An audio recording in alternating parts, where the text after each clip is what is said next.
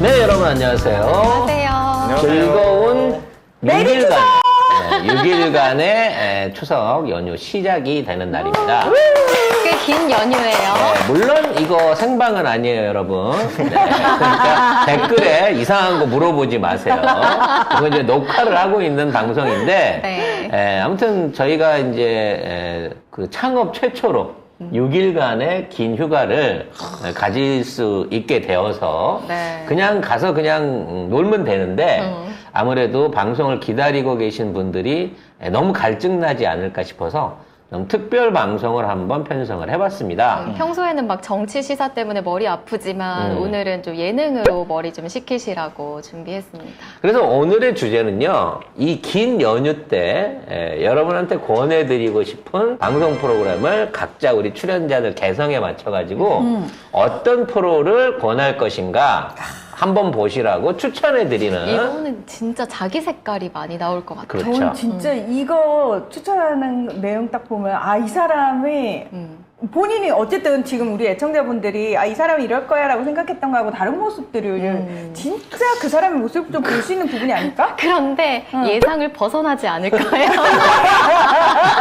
그러니까 어차피 예능인데 또 길면 여러분 지루하실 수 있잖아요. 쌈박하게 끝내기 위해서. 네. 자, 순서대로 한 사람씩 추천 작품을 한번 들어보도록 하겠습니다. 먼저 이정일 국장이 추천하는 프로 한번 들어보도록 하겠습니다. 저는 이거 하자고 해가지고 제가 워낙 그 OTT를 많이 봐서 그죠, 백수니까 대부분 집에서 OTT 보면 시간을 다 조지죠. 과로사 할 판. 제가 진짜 많이 봤는데 이거를 어떻게 하지 하다가 7개를 골라서 제가 원고를 썼습니다. 그것도 추려서 안 돼, 안 돼. 7개예요. 디즈니 3개, 넷플릭스 4개 해서 7개인데 애플 TV는 아예 하지도 않았어. 아니 평소에 얼마나 자주 보길래. 할 일 뭐가 또 있겠어? OTT 가격 한 달에 한 5만 원 나가니? 또 제 돈이 아니라 또 친구하고 이렇게 야. 서로 친구도 저기 외로운 친구는 백수인가요? 네, 비슷합니다. 그 친구보다 제가 더 많이 버는, 아무튼. 그래서 그렇게 해왔는데 너무 많아서 하나만 해야겠다 싶어가지고 저는 디즈니 플러스, 요새 디즈니 플러스의 무빙이 유행이잖아요. 근데 워낙 유명하니까 의미 없고. 근데 무빙을 보고 나서 사람들이 다 끊을 것이다 라고 하는데 디즈니 볼 게 없다라고 하는데 그게 아니다는 거를 말씀을 하나 드리겠습니다. 웰컴 투 렉섬이라는 스포츠 다큐예요. 다큐멘터리라고? 네, 다큐멘터리입니다. 오. 이게 보면 뭐 디즈니 플러스에 웰컴 투 렉섬이라고 있는데 라이언 레이놀즈, 데드풀 아십니까? 데드풀? 그렇죠. 네. 그 사람하고 그 다음에 메겐 헨리라는 뭐 사람이 있는데 이 두 사람이 갑자기 웨일즈, 잉글랜드, 그러니까 영국 웨일즈의 가장 오래된 구단을 인수를 합니다. 오브리그에 있는. 오브리그? 네. 오브리그에 있는 구단을 인수를 해가지고 이제 이렇게 성장시키는 그런 다큐멘터리인데 이 사람들이 되게 재밌어요. 라이언 레이놀즈도 그렇고 메겐 헨리도 되게 약간 티격태격하면서 둘이 공동 구단주인데 근데 왜 그런 걸 하기로 했대요, 갑자기? 왜 하는지는 모릅니다. 그리고 신기한 거는 얘처럼 심심한가 보죠. 이 두 사람은 원래 잘 모르던 사람이었어요. 서로 모르는데. 그냥 메겐 헨리가 이거 해야 되겠다 싶어가지고 그러면 돈이 많고 이런 무모한 짓을 할 사람이 누굴까 생각하다가 야, 한바탕은 송 작가 찾아서 그 사람이 한국말 했으면 나한테 와서 난 무조건 본대. 다행이네요. 생각하다가 그러고 보니까 데드풀 이 사람이 유명하기도 하고 돈도 많고 그리고 이 사람이 무슨 사업체를 굉장히 많이 가지고 있어요. 그래? 그래서 광고도 막 되게 웃긴 광고 많이 하고 그래서 이 사람이 딱 떠오른 거야. 그래가지고 전화를 해서 합시다 하니까 그래요? 이 사람 성격이 나랑 비슷하네. 비슷하네. 다만 그 차이는 있죠. 돈이 있고 없고. 그 사람은 엄청 돈이 많죠. 그래서 여기 투자를 해서 웨일즈에 이제 날아갑니다. 그리고 다른 거기 웨일즈에 있는 사람도 섭외해서 이렇게 저렇게 하고 하는데 되게 웃겨요. 이 사람들이 다큐멘터리가 웃기다고? 네, 이 사람들이 하는 말도 이 메겐 헨리 이 사람이 그 무슨 코미디 작가 출신이에요. 배우도 하고 작가도 하고 약간 우리로 치면 뭐 유병재 같은 느낌인가? 작가도 하고 배우도 하고 하는데 막 웃겨. 이 두 사람 자체가 되게 웃기고 그 다음에 잉글랜드 우리가 막 프리미어 리그만 알고 뭐 밑에 챔피언십 뭐든 2부, 3부, 4부도 뭐 5부는 뭐야? 5부는 프로도 아니에요. 우리로 말하면 이제 노원구에 있는 조기축구 같은 그 정도 수준이죠. 네. 그래가지고 그 클럽을 인수할 때 이제 뭐 거기 렉섬 작은 도시에 있는 그 주민들과의 뭐 공청회나 뭐 거기 가서 뭐 사람들과 같이 얘기하고 거기 있는 뭐 그 로컬에 있는 그 회사에 뭐 광고를 받고 뭐 이런 식으로 해가지고 차근차근 성장해 나가는 이런 느낌. 그럼 실제적으로 이제 이 구단을 일종의 구단 키우기 게임 같은 거네? 그렇죠. 그거를 현질로 하는 거죠. 현금을 질러가지고 와. 막 비싼 용병 사오고 막 이런 건가요? 그것도 용병도 막 트위터에 누가 여기 리그에 저 상위 리그에 뭐 진짜 잘하는 애가 있는데 걔 영입하세요 막 이러면 데리고 오고 막. 근데 그래갖고 이제 실제로 팀이 경기에 나가서 이기고 막 승급해서 올라가 이런 거예요? 그게 이제 첫 해에 이 시즌 1인데 지금쯤 아마 시즌 2가 나왔을 겁니다. 시즌 2가 나왔을 건데 지금 방송하고 있는 이 상황엔 2가 나왔을 건데 그러니까 스포일러예요. 그 팀이 올해 4부 리그로 승격했어요. 근데 지금 시즌 1은 그 5부 리그에서 습격할 뻔 하다가 못하는 거를 얘기를 해주는 겁니다. 네. 그럼 이게 한 1년 이상의 스토리를 말하자면 계속 모아갖고 만든 다큐인 거네요? 그렇죠. 그래서 아마 계속 될 거예요. 설마 얘네가 프리미어 리그 아니지? 웨일즈니까 프리미어 리그 아니, 아니고 근데 웨일즈 1부 리그까지 가는 게 목표래요? 웨일즈도 영국 잉글랜드 프리미어 리그에 속해 있습니다. 아니 지금 이번에 토트넘에 그 새롭게 영입된 선수들 둘이 웨일즈 출신이에요. 그래서 손흥민의 동료이기도 하잖아요. 근데 아무튼 그 웨일즈도 그렇게 축구 못하는 나라는 아니야. 우리보다 이번에 평가전에서 0대0으로 비겼잖아 얼마 전에. 그래서 웨일즈에서도 손흥민 인기가 좋은 게 이 렉섬 선수들이 올해는 손흥민 요 세레머니도 합니다. 아하. 그래서 손흥민도 렉섬 팬이에요. 아하. 근데 아무튼 이게 진짜 뭐랄까 흥미를 위주로 말하자면 돈지랄 하는 게 아니라 진짜 뭔가 이제 차근차근 올라가는 그 스텝을 밟는 거죠. 요거 얼마 전에 그 아이유가 나왔던 네. 그 행운 그 축구 그게 노숙자 축구 대회 드립. 드립. 아니, 그거는 이제 아니 그것도 실화잖아. 실화를 바탕으로 근데 한 거잖아. 픽션을 뭐 극화한 건데 사실 그거 이건 완전히 픽션인 거죠. 완전히 조작 그냥- 없이 리얼하게. 그냥 다큐예요. 다큐멘터리고 이 사람들이 올라가기 위해서 어떤 노력을 하는지 이게 뭐 감독도 막 데려오고 막 이런 그 엄청 막 일이 많아요. 되게 많고 이 재치 있는 이 사람들이 어떻게 이게 해 나가는지. 그렇죠. 레이놀즈라고 하면 워낙 애드립도 많이 치는 배우이기도 맞아요. 하고 평상시에도 말을 재밌게 할 것 같은 느낌이 있네. 그리고 이 티셔츠가 렉섬 굿즈예요? 홈페이지에서 굿즈야? 공식 홈페이지에서 산 굿즈입니다. 이 의미가 정도면 있었네요. 축구 매니아인 거 인정해줘야 되겠네요. 인정합니다. 이게 재밌기도 한데 18편이에요. 근데 한 30분 안 됩니다, 다. 한 편에. 그래서 이 6일 동안 한 하루 이틀 정도면 싹 다 볼 수 있어요. 그리고 최고의 재미 포인트는 뭐라고 생각해요? 최고의 재미 포인트, 막 쫄리는 거 있잖아요. 될까 말까 막 이런 쫄리는 포인트.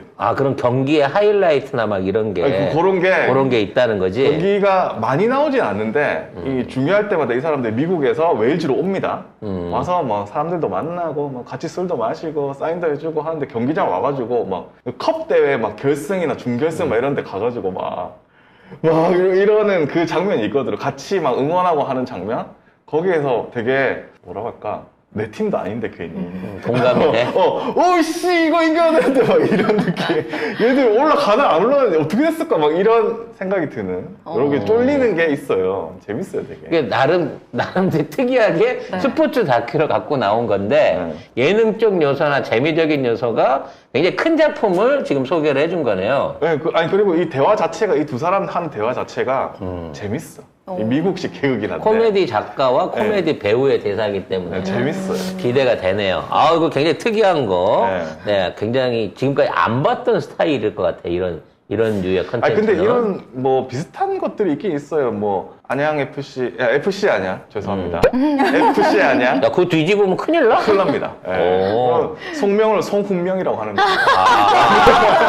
그렇군요. 바로 이해되네요. 네. 예. FC 안양이 뭐 그 관련해가지고 그 팀, 그다음에 서포터들이 어떻게 하는지 그런 드라마도 있고, 그다음에 뭐 예전에 수원도 그 비슷한 드라마, 인천도 뭐 그 드라마하고 있었고, 있었던 것 같아요. 그다음 네. 비상이라고 비상. 있었고, 그다음에 뭐 울산도 있고요. 그다음에 저기 대전도 뭐 그로워 뭐 승격 뭐 이런 뭐 있고 하여튼 많은데 그런 것들은 사실 넷플릭스에도 죽어도 썬더랜드라고 있거든요. 그런 것도 이 2시즌 동안 이 팀이 어떻게 되는지 이렇게 보여줘요. 근데 거기는 다 우리가 잘 모르는 사람들이야. 그래. 근데 여기는 구단주가 너무 유명한 사람이에요. 그리고 재밌어, 웃겨. 그리고 이 팀을 실제 하고 이 사람들이 프리미어 리그까지 갈 것 같단 말이에요. 이렇게 하다 보면. 그죠. 웨일즈도 잉글랜드 프리미어 리그에 속해 있습니다. 그래서 5부에서 있을 때부터 이렇게 올라가면은 4부 리그 일단 갔다고 하니까 네. 그러면 4부 리그에서 3부 리그로도 승격이 가능하다는 가능하죠. 거예요. 계속 올라가서 아마 프리미어 리그 갈 때까지 하지 않을까? 나는 이 팀을 지켜보는 게 진짜 재밌을 것 같아요. 왜냐면 다른 데서는 막 엄청 대자본으로 막 프리미어리그 팀 사버리고 막 이러잖아요. 그게 아니고 이 사람은 30억 원 정도에 구입을 해가지고 금액 알려주지 마. 새 옷도 30억이라. 구단으로 가자. 들어버렸네. 내 연극 갔다 올게. 왜요? 내가 축구 구단 사러 가. 아니, 근데 그 생각도 들어요. 만일 우리가 이거를 많이 봐가지고 네. 시청률이라든지 이게 높아지면 왠지 그 구단에서 한국의 유망주 선수를 왠지 스카우트 할 것 같아. 그 얘기도 약간 비슷하게 하는데 뭐 시즌 1에서는 뭐 우리가 프로 4부로 올라가면 뭐 다른 데서도 선수 살 수 있다. 오. 이런 식으로 얘기도 하거든요. 그리고 야. 손흥민의 존재도 지금은 알기 때문에 손흥민도 이 팀을 좋아하기 때문에 그리고 이 세레머니까지 했어요. 기사까지 났어요. 그렇기 때문에 점점 더 한국인이 아마 생기지 않을까? 그런 생각이 듭니다. 많은 축구 팬들과 남성분들한테 꼭 권할 만한 콘텐츠인 것 같습니다. 자, 그러면 오늘 이 국장의 제목 한번 다시 얘기해 주세요. 랜섬? 웰컴 투 렉섬? 렉섬. 그래서 지금 저 사진에 보면 에미상의 6개 부분에 오, 작품성도 인정을 노미네이트까지 받았네요. 됐어요. 네, 그렇습니다. 야, 이게 지금 일단 어디에 있는 거라고요? 웨일즈. 아니. 디즈니 플러스. 디즈니 플러스. 디즈니 플러스. 아, 디즈니 가입하신 분이 얼마 없을 텐데, 그게. 근데 무빙 때문에 가입하신 분이 있을 거기 때문에 무빙 보는 참에 요거 하나 이걸 더 보셔라. 보시면. 그렇습니다. 네. 아우, 좋은 콘텐츠입니다. 어우, 만족스러운 선택이었어요. 너무 재밌어요. 이거 네. 티셔츠 여러분 렉섬입니다. 네.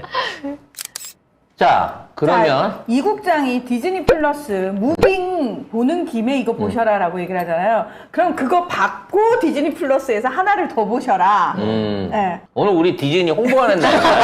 광고 주나요? 야, 광고 들어오나요, 이제? 광고. 네, 저는 이거 홈랜드라는 거를 알려드리고 싶은데 대작이죠. 제가 늘 불만이 너무 우리나라는 국내 정치에 매몰돼 있다. 그래서 찌질찌질한 누가 무슨 얘기를 했어라는 같은 기사가 수백 개씩 쏟아지는 게 너무 염증이 나요. 왜 그런 낭비를 하는지 모르겠어. 그리고 너무 사람들을 자꾸 시야를 좁게 만들어. 근데 우리 송작가 TV를 보시면은 아시겠지만 국제 관계를 얘기를 하고 국제 질서를 얘기하고 국제 정치를 얘기하잖아요. 그러니까 여러분을 계속 우리가 이렇게 막으려고 하는 시야를 우리가 계속 튀어놓잖아요. 드라마도 그런 걸 보셔라. 그래서 뭐 국내 드라마 저도 좋아합니다만 국내에서는 국제 정치를 다룬 드라마가 없죠? 아예 없죠. 아예 없죠. 아니 시사 프로도 국제 정치 코너를 세상 일주일에 하나 넣는데 잘 잘렸다고 지금 분노했어. MBC 잘렸다고 분노했어. MBC 토요일은 계속 하고 있으니까요. 많은 애청 부탁드립니다. 아무튼 그래서 이 홈랜드라는 미국에서 만든 CIA 이가 중심이 된 드라마입니다. 시즌이 무려 8개예요. 와, 그걸 어떻게 다 보라고. 대작이네요. 근데 이게 그러니까 국제 정치 상황으로 보면 이게 이제 촬영할 당시 2010년부터 2019년까지의 상황이에요. 아, 그러니까 10년 정도? 네, 딱딱 딱 10년간에 걸쳐서. 트럼프 되고 나서 오바마, 트럼프 요때지. 중간에 트럼프 대통령이 되는 그 이상한 대통령도 나오고, 그리고 마지막이 어떤 거냐면 아프가니스탄에서 평화협상 진행되는 그 과정 있죠. 근데 물론 현실하고는 많이 다릅니다. 그 팩트가 아니고 약간 팩트는 픽션이 아닌데, 들어간 거야. 정황만 비슷해요. 정황은 비슷한데 팩트는 전혀 다른 그런 상황들. 그래서 아마 이제 송 작가 TV를 열심히 보시면서 국제정치에 조금이라도 관심을 가지셨던 분들한테는 굉장히 재미있을 법한 내용이고요. 여기 이제 주인공이 CIA 요원인 캐리 매디슨이라는 여성이 나와요. 이제 또 여성이 주제이기 때문에 주인공이기 때문에 골랐구나. 아니요. 아니야? 진짜 짜증나요. 자기 모습을 거기다 뭔가 투영시킨 거 아니, 아니야? 저 캐리라는 저 인물이 굉장히 진짜 또라이예요. 이상한 사람. 또라이라고요. 그 CIA 요원인데 나는 이 드라마 저도 봤거든요. 좋은 게 뭐냐면 이 드라마는 미국이 잘났다라는 얘기를 하지 않습니다. 오히려 미국이 가해자라는 얘기를 하고, 그 다음에 CIA 요원들이 하는 실제적으로 막 따돌리는 이런 장면들 있잖아요. 막 이런 첩보 장면 이런 게 재밌고, 적나라하게 다 나와 있어요. 그 다음에 이거는 까먹었네. 제가 진짜 OTT 뵀어요. 맞네요, 정말. 안 본 게 없어요. 그리고 이 CIA 요원들이 제정신이 아닌 게 저는 좋았어요. 왜냐면 제정신이면 못하는 직업입니다. 이거는 사람을 속이고 죽이고 막 정보를 빼오고 난리를 치는데 이거 제정신일 수가 없거든요. 근데 실제로 제정신이 아닌 사람들이 거의 대부분이에요.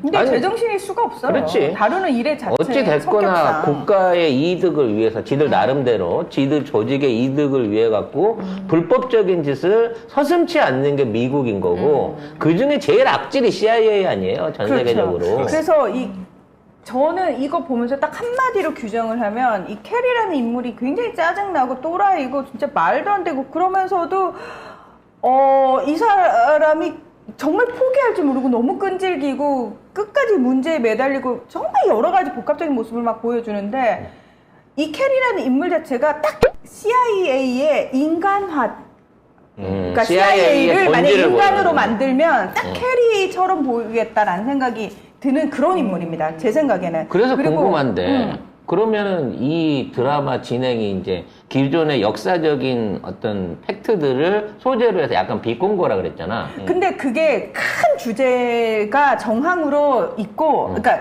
그때 상황들 있잖아요. 국제적인 상황들, 뭐 이라크 전쟁부터 시작해가지고 거기에 파병됐던 미군의 이야기. 근데 그게 되게 크게 정황상 있고, 사실 다루고 있는 얘기는 뭐냐면 그 안에 있는 사람들의 얘기예요. 암투. 아니요. 스파이. 암투도 있지만 중요한 건 그 인간적인 고뇌예요. 거짓말하고 작전하면서 내가 그리고 이런 걸 해야 실제로 되나? 미군이 돼서 말 그대로 내가 아메리카 솔저로서 뭐 정말 미국이 얘기하는 그 애국심 불타서 미군들이 가 있지만, 실질적으로 그 미군들이 그 현장에서 느끼는 아주 그 사소한 것들 있잖아요. 일상 있잖아요. 일상은 뭐 그렇게 멋있지 않잖아요. 제복을 입고 제복은 말 그대로 제복, 정복은 훈장 받을 때나 입는 거고. 멋있는 사람들 앞에 나섰을 때나 입는 옷이고, 실질적으로 전장 속에서 이 사람들은 그지 깽깽이 같은 옷을 입고 또는 우통을 벗고 있거나 이러고 있잖아. 그러니까 그런 부분을 다뤘다는 거예요. 거기서 어떤 고뇌라든지 그 과정에서 와, 여기서 이렇게까지 해야 돼 라는 생각이 들 정도의 일들이 막 벌어지는 거죠. 그러니까 우리가 생각하고 있는 전쟁의 본질은 뭐 화려한 무기나 이런 게 아니라 그냥 그 그 안에 안에 사람들. 있는 사람들의 일종의 땅개 같은 엄청난 수고를 베이스로 한다는 건데, 나 궁금한 게 그러면 그 시즌 안에 한국 한반도 문제와 관련된 얘기는 혹시 없나요? 안 나오나요? 없는 것 없던데요? 같은데. 아예 없어요? 네. 이것들은 한반도 문제를 중요시 생각을 안 하는구만. 네. 거의 다 저쪽 문제입니다. 중동 문제겠네. 중동이나 러시아 러시아? 있죠. 그리고 그 정보원들하고 여기 CIA들하고 또 어떻게 서로 교환을 하고 막 난리를 치고 누가 배신을 하고 막 정보원들끼리 배신하고 막 이런 거 있거든요. 그 같이 결합도 했다가 배신도 그리고 했다가. 정치인들하고 확실히 정보 조직에 있는 사람들은 결이 달라요. 그래서 서로 대립하기도 하고 공조하기도 하고 생각의 DNA 자체가 완전히 달라요. CIA 요원들하고 정치인들은. 그래서 그런 부분도 볼 수 있어요. 되게 재밌어요. 그럼 이 안에 그럼 권선징악 이런 건 없겠네? 교훈이나 이런 거는? 권성징악도 있죠. 있어요. 있어? 예, 예. 얘네들도 권선징악을 해? 무조건 중동이나 테러 단체들 때려잡는 게 아니요, 건드는 거 그게 아니야? 아닙니다. 그 내용이 아니라서 재밌다는 거예요. 그 내용이 절대 아닙니다. 응. 예. 그 내용이 아니라서 재밌다라고 말씀을 드리는 거고요. 사실은 그 드라마를 보면 미국이 이렇게 했기 때문에 이렇게 처맞는 거다 이렇게 그런 보여질 얘기들 수밖에 되게 없어요. 많이 해요. 약소국에서. 그리고 되게 신기한 게 파키스탄 정보부가 아프가니스탄 얘기 나오거나 탈레반 얘기 나오거나 IS 얘기 나오면은 파키스탄 정보부 얘기가 나올 수밖에 없잖아요. 생각보다 여기서는 제가 봤을 때는 현실적으로는 미국이 훨씬 강압적이고 못되게 얘기를 하지만 드라마에서는 그나마 순화시켜서 파키스탄 정보부라든지 아프가니스탄 정부 측에서 이렇게 목소리를 크게 내는 모습을 보여요. 하지만 현실적으로는 약간 그런 부분이 이제 극화됐기 때문에 좀 다른 부분들이 있긴 있는데 중요한 건 그들이 대놓고 계속 미국한테 얘기를 해요. 니들이 뭘 잘못했고 니들이 한 건 생각을 안 하느냐 뭐 이런 식으로. 근데 그 제목이 홈랜드잖아요. 저는 그 사실 이걸 쫙 보면서도 제목하고 이게 참 안 어울린다는 생각을 하면서 봤거든요. 근데 다 보고 나니까 이 제목이 딱이다라는 생각이 그럼 이 들어요. 홈랜드가 얘기하는 거는 미국이에요? 조국. 조국? 그래, 조국. 모든 사람의 조국? 조국. 누군가의 조국? 조국에 대한 이야기를 하고 있는데 그러니까 모두 캐리가 되게 인간적인 것 같으면서도 되게 자기의 조국에 대한 애정이 있는 것 같으면서도 그게 다는 아닌 것 같고 그럼 막 굉장히 복합적이에요. 내가 지금 갑자기 떠오르는 인물이 있는데 그 하우스 오브 카드에 나오는 그 여자 대통령 걔하고 비교해서 누가 더 또라이예요? 캐리가 더 또라이. 얘가 더 또라이예요? 진짜 또라이라는 기대되네. 아니 근데 실질적으로 참 또라이네 이 정도면. 정신병을 앓고 있어요. 약을 먹고 있어. 근데도 그냥 CIA를 하는 거야? 네. 숨기고 하다가 또 그걸 숨기고 막 난리가 나요. 진짜 난리가 그래서 나요. 저는 그냥 이거를 이제 시즌 8까지 다 못 보실 수 있는데 재밌는 부분까지만 보셔도 된다. 시즌 1만 봐도 2만 봐도 사실은 이 미국이라는 나라에 대해서 적나라하게 알 수 있다. 한 시즌당 몇 편 정도 있어요? 13편. 13편이요. 우와, 그럼 100편이잖아. 시즌 8이면. 아니, 저도 몇 개월에 걸쳐서 봤어요. 네. 몇 개월에 야, 걸쳐서. 여러분 이거 잘못하면 늪이 될 수 있는. 근데 이게 초반이 시즌 1, 2가 재밌는 게 뭐냐면 원이 재밌는 게 뭐냐면 중동에 납치됐던 브로디 중사라는 사람이 미군이 돌아와요. 돌아오면서 이 사람이 약간 이상해. 근데 전쟁 영웅으로 또 만들어 놔야 돼. 그 미국 입장에서는. 약간 백선엽 같은 놈인가? 그래서 그 사람 주변에 일어나는 일, 그 다음에 그 사람을 캐리가 이제 보면서 거기에 이 사람한테 빠져드는 거죠. 그래서 하여튼 이상한 일이 너무 많이 생겨요. 줄거리는 크게 중요한 건 아닌 것 같고요. 되게 재밌어. 사실 이제 이런 걸 보게 되면 우리나라 국정원은 도대체 해외에 나가서 뭘 하나. 저는 그냥 딴 걸 떠나서 우리나라 국정원이나 이런 사람은 그냥 공무원이고 되게 짜질짜질하다. 우리나라 국정원도 뭐 대외 사업을 좀 하기는 할 것 같은데 네. 내가 보기엔 국익을 위해서 하는 게 아닌 것 같아. 맨날 노트북 훔치다 걸리고 댓글 쓰다 걸리고 뭐 이런 거 말고는 우리 국정원이 뭘 하는 게 없잖아요, 솔직히. 왜 댓글 쓰고 뭐 했잖아요. 아니 그러니까 댓글 주로 썼고 댓글 쓰는 옛날에 그냥 그래서 되게 우스워 보이잖아요. 이정재랑 정우성 나왔던 그 헌터 그 영화 안에서는 그 뭔가 나름대로 이제 국내 정치 안에서 막 그런 거 하는 걸 보여주는데 지금 우리 국정원은 이 복잡한 한반도 주변 상황을 극복하기 위해서 중국이나 일본이나 러시아에 가서 무슨 활동을 하고 있을까? 거기서도 댓글을 쓰겠죠. 거기서도 댓글 쓰겠네요. 뭐 있습니까? 거기 윤석열 찬양하는 댓글이나 쓰고 있겠네요. 아무튼 근데 이거 보고 나면 어. 모든 사람이 약간 이상한 사람들을 약간 의심하게 됩니다. 그래? 저거 좀 이상한 애 아닐까? 그러니까 이 국장은 그런 시선으로 봤고 저는 또 제 직업병이 있으니까 아니야 저거는 현실적으로는 저건 틀린 거야. 그래서 팩트를 체킹하고 두면서 보게 여러분 돼요. 팩트는 저는. 뭐냐면 대한민국 안에는요 약 2만 명의 국정원 소속 직원들이 있습니다. 와. 우리가 모르지만 네. 우리 주변에도 있을 수 있어요. 분명히 우리 주변에 평범한 회사원인데 네. 국정원 직원일 수 있는 사람이 있다니까요. 가족도 모른다 그러던데. 그런 분들이 뭘 하고 계실지 이 드라마를 보면서 요 드라마를 보고 있는데 옆에 있는 남편분이 갑자기 드라마 보고 화를 낸다. 국정원일 가능성이 있다. 그럼 가족이 같이 봐야겠네요. 우리 국정원은 무빙에서 볼 수 있습니다. 차라리 그게 낫다. 그렇죠. 무빙 쪽이 낫다. 네. 자, 문하나의 추천 작품 홈랜드 들어봤고요. 네. 이번엔 제 차례인데 넷플릭스에서 하는 셀러브레이트라는 그 드라마를 갖고 왔어요. 네. 이게 이제 사실 이게 되게 여성 취향적인 드라마로 보여줄 수 있습니다. 사실 주인공이 이제 워낙 여성인 거고 뭐 패션이라든지 어떤 그 여자들이 많이 이게 등장을 하다 보니까 여성 취향이라고도 볼 수 있는데 저는 오히려 그 안에서 이제 그 셀러브레이트 말 그대로 인플루언서가 돼가는 그 과정 중에 네. 있는 여러 가지 그 단면들의 모습이 제가 일하고 있는 이 유튜버나 이런 쪽 아내하고 일목상통하는 부분이 있어가지고 굉장히 관심 깊고 주의 깊게 봤던 그런 작품이었어요. 근데 불과 몇 년 전까지만 해도 셀러브리티, 뭐 인플루언서 하면은 진짜 연예인 정도의 수준이었다면 이제는 일반인들도 충분히 유튜브를 통해서 될 수 있으니까. 요즘 젊은 아이들, 젊은 아이들이 아니지. 하여튼 어린 아이들의 제 1번 희망이 유튜버래요. 그래서 각자 이제 자유로운 사상이나 뭐 표현을 가지고 그러니까 유튜브로 성공하고 싶은 게 꿈인 거죠. 예전에는 이게 이제 시대의 변화를 반영하는 건데 예전에 아이들은 대통령이요, 과학자요, 소방관이요 그러다가 이제 현실적으로 변한 꿈이 선생님이었거든요. 그 다음에 공무원이었죠. 네, 공무원이었는데 현실적으로. 그 다음이 연예인을 꿈꿨어요. 네. 한동안. 그러다가 지금은 유튜버가 된 거죠. 인플루언서. 네. 근데 요즘같이 특히나 시사나 정치 유튜버에서 이 채널 날아가는 거 보면 이것도 사실은 극한 자영업으로 직업이에요. 할 수 있는 일은 아니에요. 네. 근데 이제 제가 작품을 고르는 일종의 그 선택 기준은 스토리예요.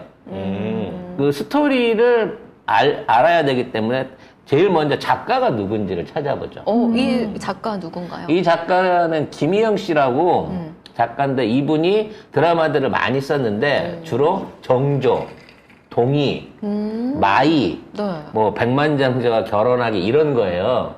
그러니까 이분이 원래 작가이기도 하고 드라마도 쓰시는데 이분의 그 특징은 쉽게 말해서 흑수저에서 금수저로 이렇게 올라가는 과정 중에 숱한 고난을 겪으면서 성공하는 사람들 요런 것들에 대한 것들을 많이 써요. 그러니까 성장기. 그렇죠. 성장기라기보다는 졸지에 돈벼락 맞는 성공기. 거죠. 성공기인데 잘 엮어서. 누구를?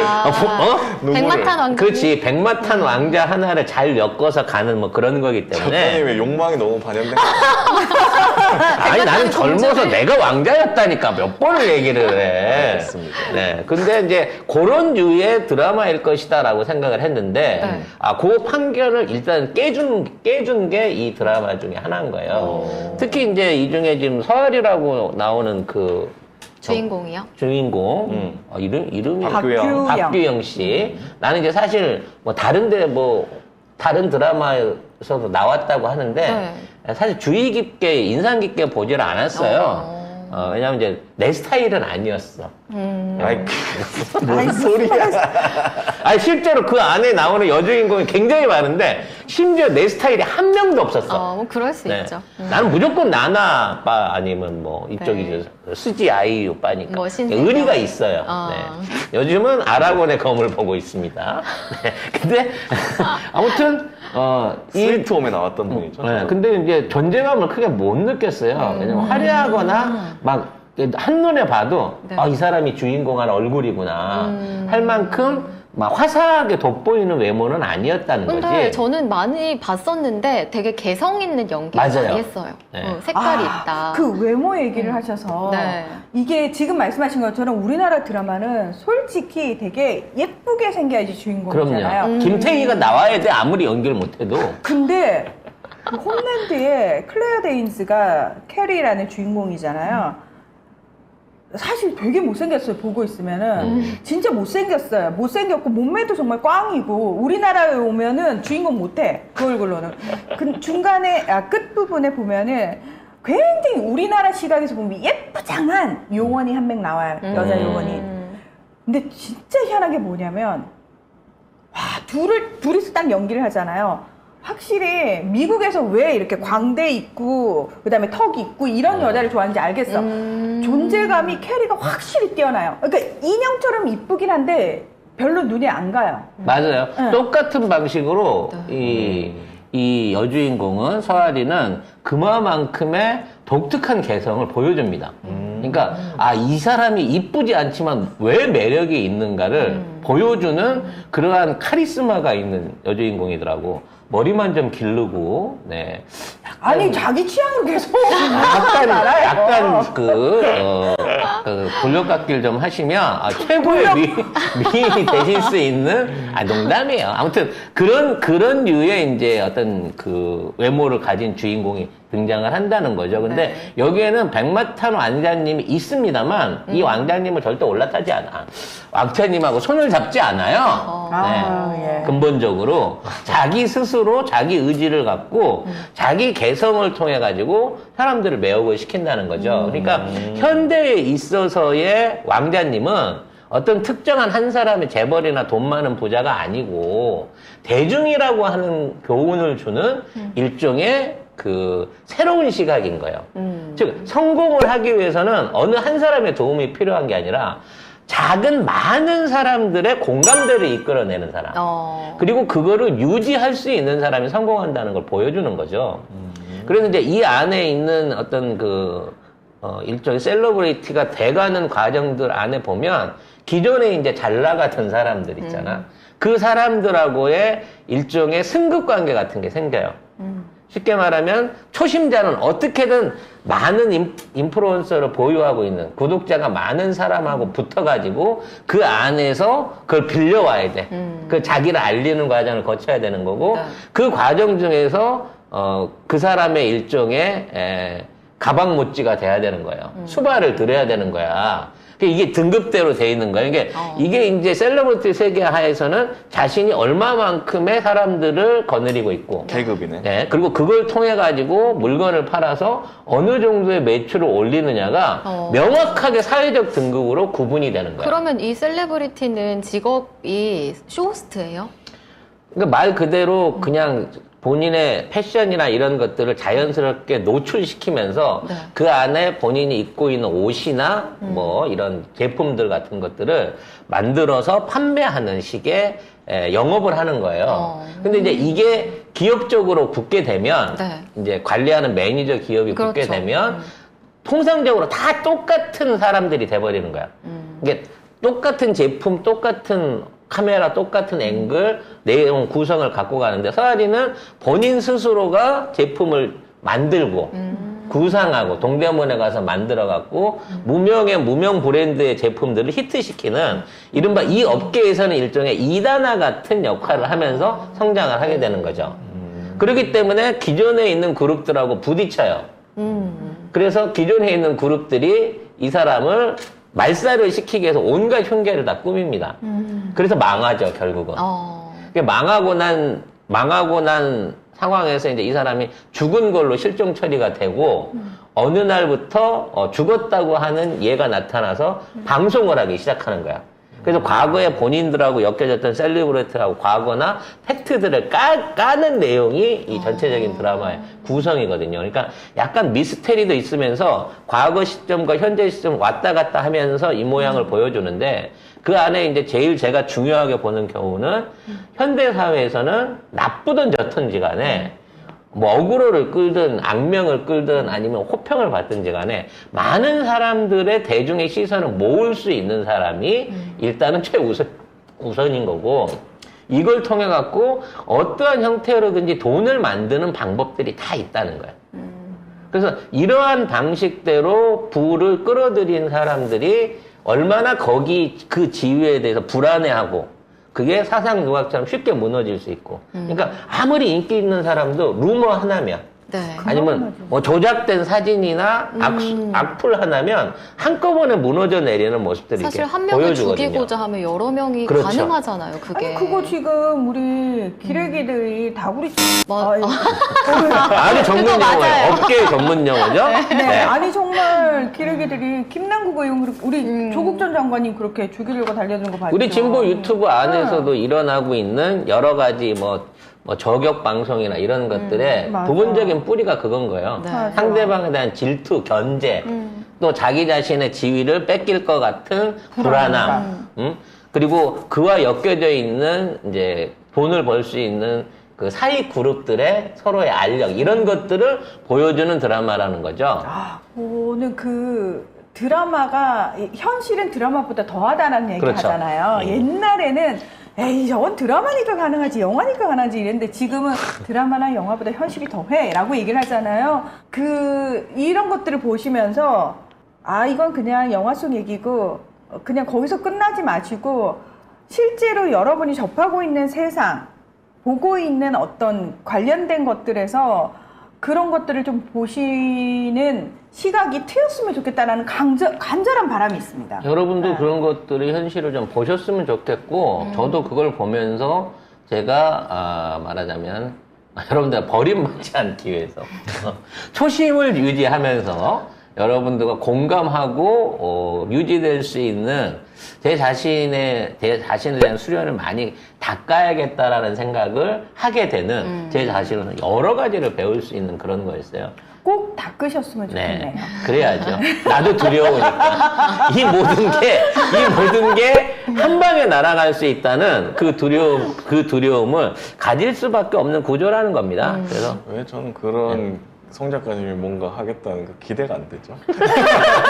그래. 여러 번 들은 것 같아. 나는. 아니야, 나는 애초부터 그러한 초심과 원칙을 지켜왔기 때문에 저희는 똑같이 서아리와 마찬가지로 흙수리에서 시작해서 누구의 도움 없이 현재까지 성공이라면 뭐하지만 지금 우리 자신을 지켜가고 있는 특별한 셀러브레이트인 거예요. 그런 면에서 자부심을 가집니다. 전 송 작가님과 연이 닿는 동안 그 성공하는 모습을 꼭 보고 싶어요. 이미 했다니까. 이미 했어요. 야, 우리가 살아있는 것 자체가 성공인 거야.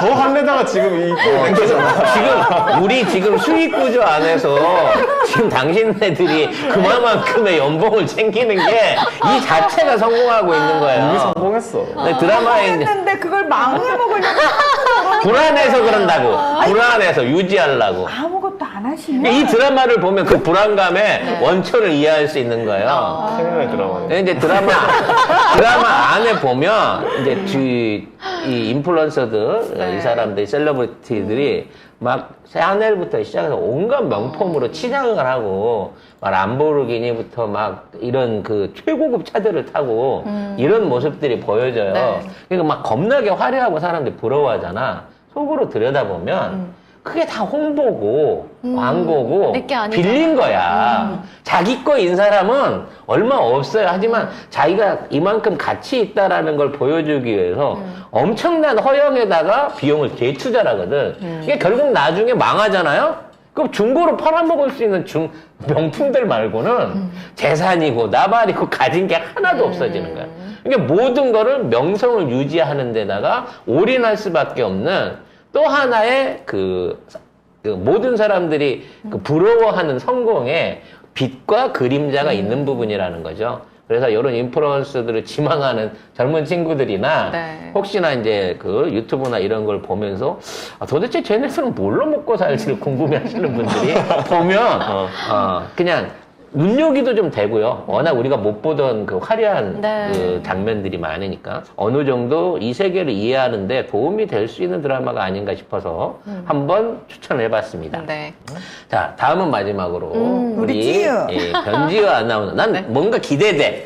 MG는 아니지만 우리 X세대하고는 다른 어떤 레벨이 있을 걸로 믿어요. 저는 최근에 콘텐츠를 많이 소비하지 않아서 이 프로를 한다고 했을 때 저는 못할 것 같은데요 했는데 이제 주위에서 너 그거 연애 프로 하면 되잖아. 그래서 이게 드라마파가 아니라 네. 연애예요. 연애 프로그램 남들 연애 예능을 많이 보는 걸 보는군요. 되게 좋아하거든요. 다 봐. 다 봐요. 저 안 본 게 없어요. 그게 정말. 외로워? 근데 그게 외로워서 보는 게 아니라 이제 남의 너 사랑 여기 이야기와 출연하고 싶어서 그런 거지. 오늘 제가 갖고 온 프로그램은 나는 솔로라는 연애 프로그램인데 이건 다른 연애 프로와 가장 큰 차별점이 정말 리얼하다. 이제 다른 연애 프로 같은 경우는 정말 잘생기고 예쁘고 돈도 많고 그런 아이들이 많이 나오잖아요. 아이들 10대, 20대, 10대는 아니고 한 20대가 많이 나오는데 나는 솔로는 정말 결혼이 하고 싶은데 어디서 사람을 만나야 될지 몰라서 아직도 결혼을 하지 못한 30대부터 40대까지도 나오는 프로그램입니다. 그래서 다른 프로 볼 때는 나도 저때 그랬는데 뭐 그런 식으로 보다가 이 프로를 볼 때는 좀 공감을 하면서 보게 되는 면이 진짜 있어서 노총각, 노처녀들의 어떤 그런 거니까. 요즘엔 사실 노총각, 노처녀도 아니에요. 30대 후반도. 그쵸? 네. 그러면 다른 데서랑 뭐가 제일 다른 게 뭐예요? 그냥 가장 결혼을 다른 얘기하는 점은 솔직히 말하면 이제 좀 다른 프로그램은 인플루언서들도 좀 많이 나오다 보니까 아무래도 외모적인 면에서 좀 다른 것도 있어요. 왜냐하면 여기 나오는 분들은 정말 일반인이거든요. 네. 거? 뭐 그렇게 뛰어나진 않다. 뛰어나지는 않다. 네, 정말 현실에서 우리가 볼 수 있는 좀 친근하다. 그런 점이 좀 다르다고 볼 수 있고, 그리고 또 다른 프로그램에 비해서 제가 출연료가 좀 적은 걸로 알고 있고, 또 왜 프로그램 내에서 짝을 맺어서 뭐 데이트를 하잖아요. 식사를 하러 가고 카페를 가고, 그럴 때 본인이 사비를 냅니다. 제작비가 아니라 사비로 지불을 뭐지? 합니다. 아 진짜? 네. 뭔가 출연자들의 고열을 빠는 프로그램 같은 느낌인데. 그러게 제작진들이랑 방송 그거 쉽게 제작사는 먹는. 너무 쉽게. 근데 네. 그러면 이거 SBS 옛날에 짝 있었잖아요. 네, 맞아요. 그거랑 비슷해요? 비슷한데 그때는 뭐 1호, 2호 이런 식으로 호칭했다면 요건 전 처음에 충격이었던 게 뭐 영수, 영식, 영숙, 정숙 이런 식으로 이제 우리 부모님 세대 때 유행했던 이름으로 출연진들에게 부여를 하고 가명을 붙여주는 네, 거야? 가명으로 생활을 합니다. 그래서 한 5박 6일 동안 솔로나라라는 곳에서 우리나라 전국 방방곡곡을 돌아다니면서 촬영을 진행하는데 이제 5박 6일이면 보통 직장인일 텐데 일주일간 휴가를 내고 다들 출연을 하시더라고요. 네. 사실 이게 비슷한 프로로 넷플릭스의 그 솔로지옥인가 그게 있었어요. 저 내가 그것도 이제 봤죠. 시즌 1을 보고 거기 이제 그 송아리라고 송지아라고 프리지아 나중에 이제 그 가품 사건으로 그냥 골로 갔던 그 인플루언서가 있었거든요. 그래서 그 친구를 보면서 쟤한테 너무 몰아주는구나. 제작진이 약간 그런 의도를 갖고 있는 거구나라는 네. 걸 보면서 이런 짝짓기라고 하면 좀 이상하지만 아무튼 이런 연애 매칭 프로그램들에 대한 진실성에 대해서 네. 사실 의심을 좀 가져보는 그런 게 있었는데 맞아요. 이거는 그런 거랑 좀 차별성이 있다는 얘기죠? 아무래도 이제 프로그램이다 보니까 이게 ENA에서 매주 수요일 10시 반에 방송이 되고 그리고 이후에 한 하루 이틀 뒤에 티빙이랑 그 넷플릭스에 올라오거든요, 콘텐츠가. 그래서 아무래도 약간의 그 픽션이 있긴 하겠죠. 그런데 거의 리얼입니다. 이거 5박 6일 동안 사람이 사실 카메라 앞에서 처음에는 좀 이미지 관리를 하겠죠. 그런데 본인의 성격이 점점 나오긴 하더라고요.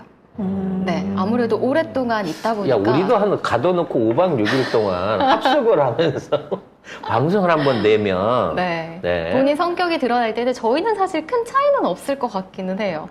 아닐걸? 작가님이 제일 다른 거 아니에요? 근데 아무튼, 네. 이 제품이란다. 이 콘텐츠를 보면서, 네. 연애나 결혼에 대한 어떤 그 생각? 이상 네. 같은 게 변화된다든지 그런 교훈점이 있을까요? 이성을 보는 제가 눈이라든지. 이제 보통 왜 이상형이 뭐예요? 라고 물어보면 자기 기준에서 잘 몰라요, 사람이. 돈 많은 남자요. 내 이상형이 정확히 뭔지, 내가 어떤 사람을 만났을 때 행복한지 잘 모르거든요. 그런데 이 출연자들은 처음에 왜 첫인상 선택이라는 걸 하고, 그리고 나중에 이제 사람과의 관계를 맺으면서 바뀌거든요. 선택하는 기준들이. 보통은 바뀌어요. 다 바뀌어요. 첫인상이 무색할 정도로.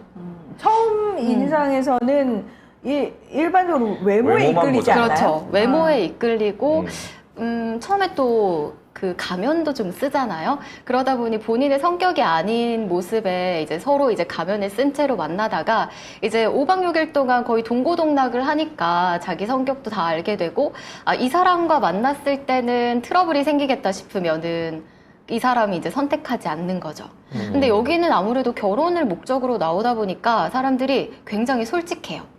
솔직하고 선택도 빨라요. 이 사람이 아니다 싶으면 돌아서고 다른 사람과 대화를 시도하고. 나이가 좀 있어서 그런 거 아닌가? 막 이혼한 경험에 사람도 의해서. 나오고 그러지 않아요? 이번 회가 진짜 이혼남도 대박이에요. 나가는 거야? 그 돌아온 싱글들이 나온 경우도 있었는데 이번에 이제 두 번째로 돌아온 싱글들이 나왔어요. 이번 화가 정말 대박입니다. 아, 그렇다면 돌싱들의 얘기를 하면 또 한번 봐야 되겠는데? 근데 이게 배울 점이 많을 것 같은데? 뭐, 기법이라든지, 대화에서 유의할 지점, 뭐, 이런. 이게 이제 한 기수당 한 6회에서 7회 정도가 가는데 생각해보면 5박 6일 동안 6회, 7회 분량을 뽑아낸다는 건 거의 모든 일거수일투족을 다 찍어서 보낸다고 보시면 되거든요. 물론 편집도 있겠지만. 그래서 그 사람들의 면면을 다 볼 수 있고 또 이번 회가 저는 대박이라고 생각하는 게 돌싱이라 그런지 잘 모르겠는데 더 솔직해요. 아예 그냥 직설적으로 나는 네가 좋다, 나는 네가 싫다까지 얘기를 해요. 그렇지. 감정 표현에 굉장히 솔직합니다.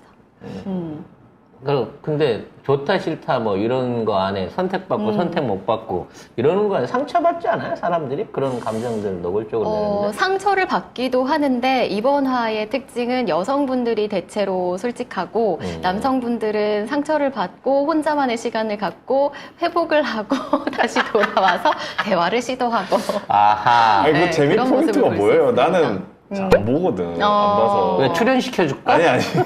그런 거 하기도 싫은데, 네. 안 보는데, 이거를, 만약에 이걸 안 보는 사람들한테 추천을 한다면 어떤 식으로 할 것 같아요? 저는 사실 혼자 보는 것보다 누군가와 같이 보면은 되게 좋거든요. 왜냐하면 대화할 때 이 사람의 심리를 좀 더 다양하게 분석할 수 있어서. 솔로보다는 커플이 보는 게. 커플이 보는 게 저는 더 아하. 좋다고 생각은 하는데 제가 솔로들도 보는 것도 연애에 대한 기대감 그리고 대리만족. 왜 우리가 먹방을 볼 때도 내가 지금 다이어트 중인데 먹방을 보면서 대리만족하는 분들도 아하. 있잖아요. 그런 것처럼 내가 연애할 시간도 없고 감정 소모가 싫다 하시는 분들은 이거 보면서 그냥 그 연애의 감정, 몽글몽글한 그 감정도 사실 필요하거든요. 그게 아예 메말라 버리면 사람이 살 수가 없어요.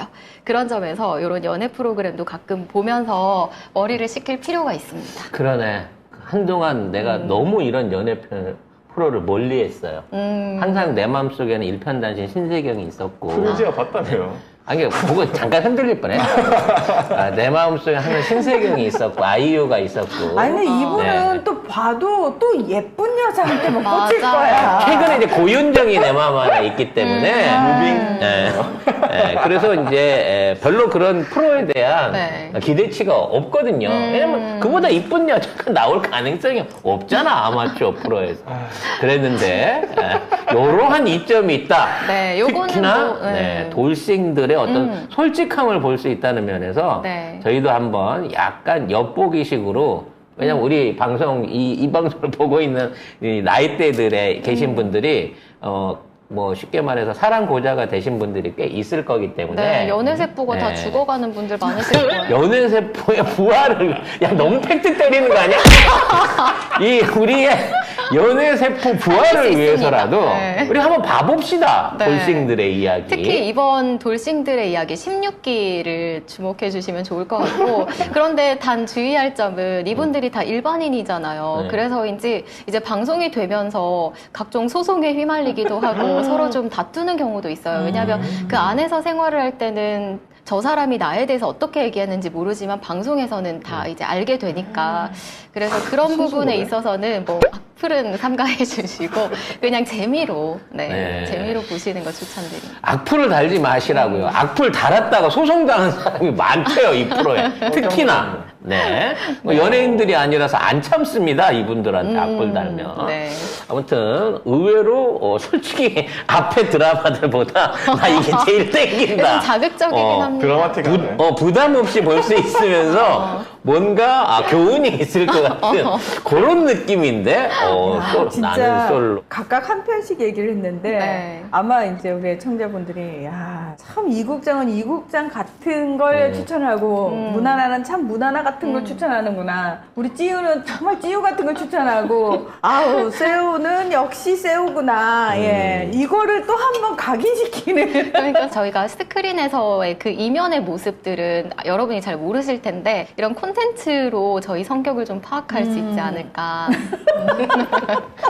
네, 굉장히 시사하는 바가 많은 오늘 그러네요. 방송이었고, 네. 진짜 말 그대로 각자 취향대로 골라왔네요. 맞아요. 정말 자기 취향이야. 신기하다. 네. 아 진짜 왜냐면 저는 하나 더 골라온 게 디플로맷이라고 외교관이라는 나는 추가로 고민했던 게 마스크 거리였어. 저는 추가가 하트 시그널이었어요.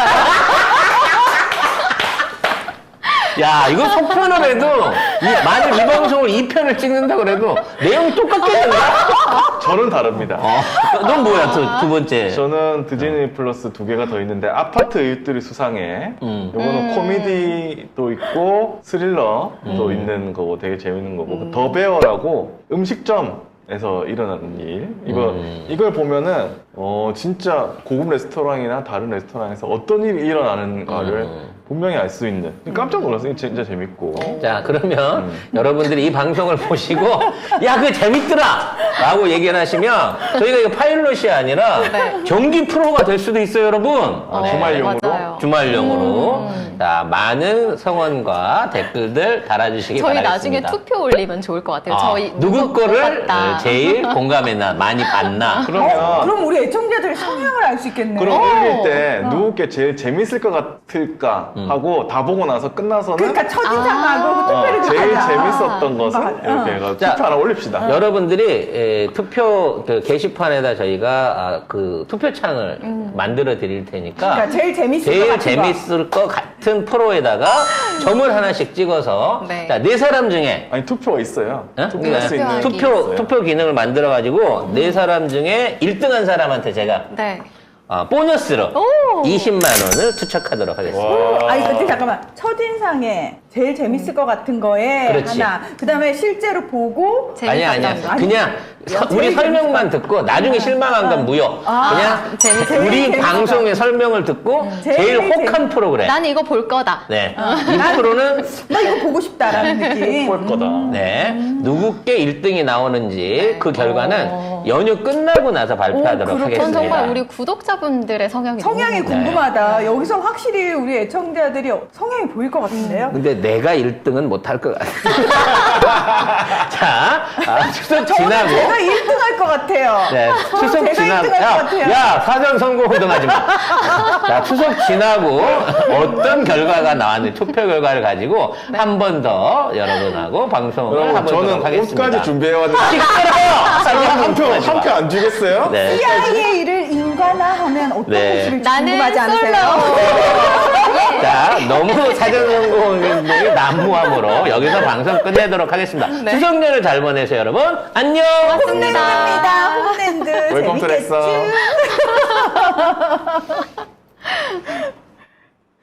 아, 대박. 잘했어. 역시 수고하셨습니다. 대본이 없어도 우리는 잘하네. 네.